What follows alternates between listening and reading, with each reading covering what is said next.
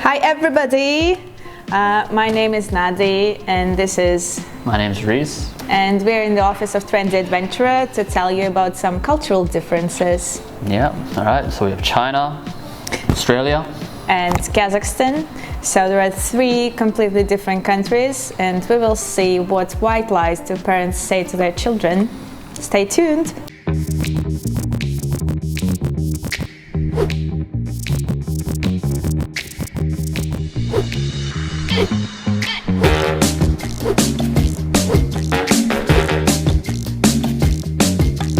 So we asked our Chinese friends to give us 5 white lies about the different aspects of life.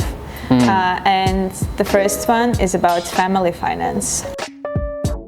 So my understanding of this one is that this is something that Chinese parents will tell children so they start to believe it. And this way when they go to the store, maybe, you know, kids always want to buy toys or whatever. Yeah, chocolate. This way, because they already believe our family is poor, when they go to the store and their mum tells them no, we can't get that, then the child's like, they'll think for a second, why can't I? And then they remember, oh, our family's poor. Right, shit. Well, in my family it was not really like that.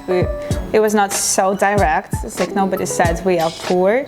But first of all, I was not taken to many shops. Right.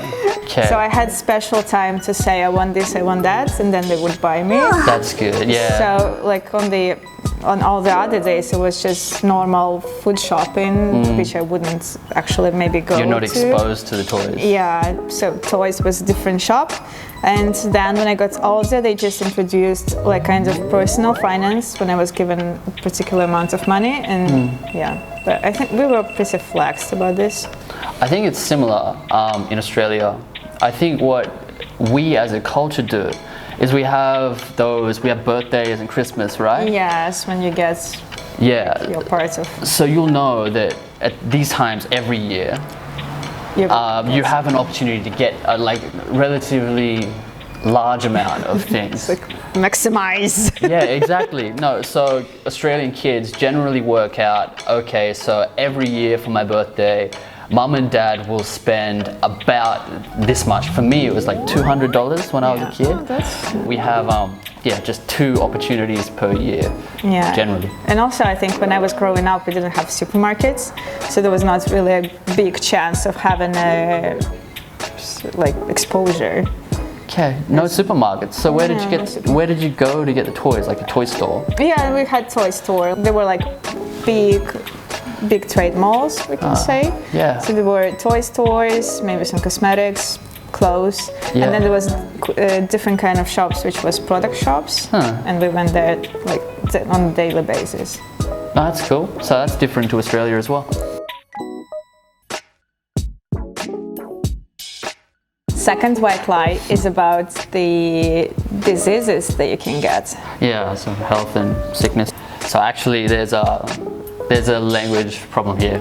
So a red-eyed patient is conjunctivitis. I think where it comes from is that like parents just genuinely want their kids to stay away from like sick person. Yeah, people with people with conjunctivitis. Also, what I was told is that they actually kill 2 birds with 1 stone, and first one, the kids don't get this disease, and second, they look more polite. I remember there was this fun fact that some parents, they make a joke out of their kids. So if they say, if you see a pregnant woman, you will get pregnant.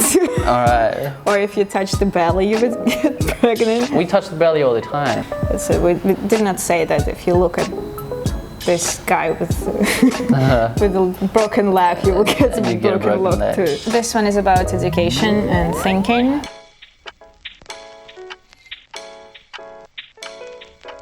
I think this is really, well, first of all, it's really scientific, and this is kind of proven that if you do not, like, you should not only exercise your body, you should exercise your brain. So I think this is really wise saying. I feel that, like, because it connects like easy to understand real world knowledge, right? Yeah. With this kind of philosophical idea, like how you should live your life, things that are important for life, right? Plus, it is so much better than, for example, when I was growing up and I was studying, I was purely pushed.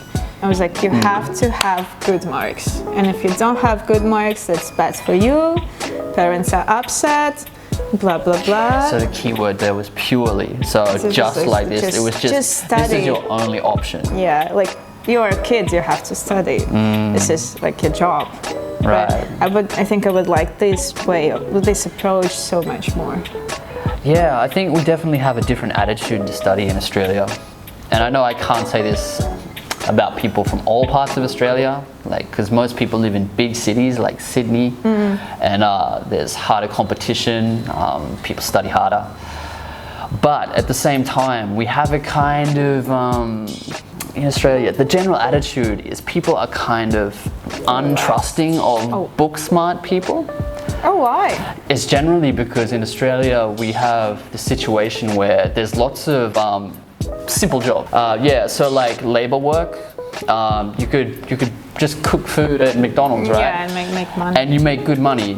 You can live a comfortable life. So most people, the majority of people, will choose that path, right? You become a builder, or interesting. you get paid well. Like Okay, it is because here for in us China. it's a must. Yeah, and It's a must to like graduate university and then you have a good job.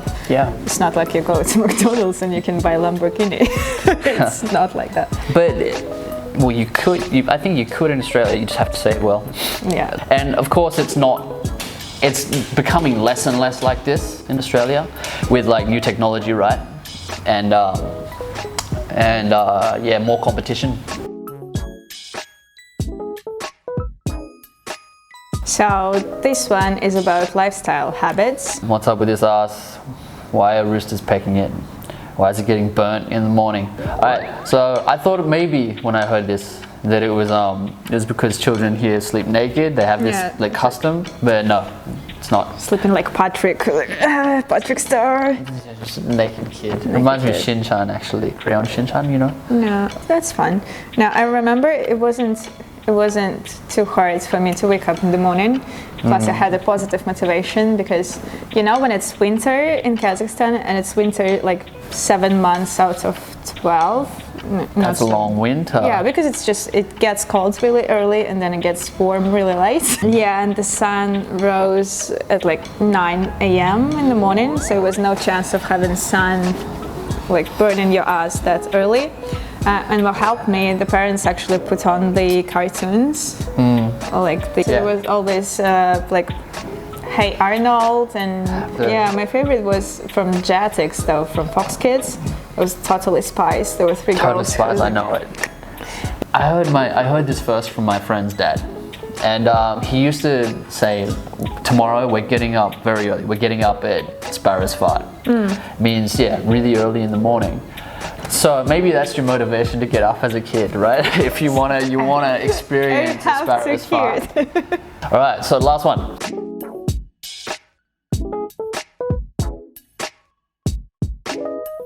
Oh, yeah, we do. Grow in your belly, I'm not sure about that bit. Yeah, but then it's like, it is a bit strange because when I was growing up, I noticed that my grandmother kept eating seeds and watermelon seeds. Started catching on. Yeah, and nothing happened. It's like, no.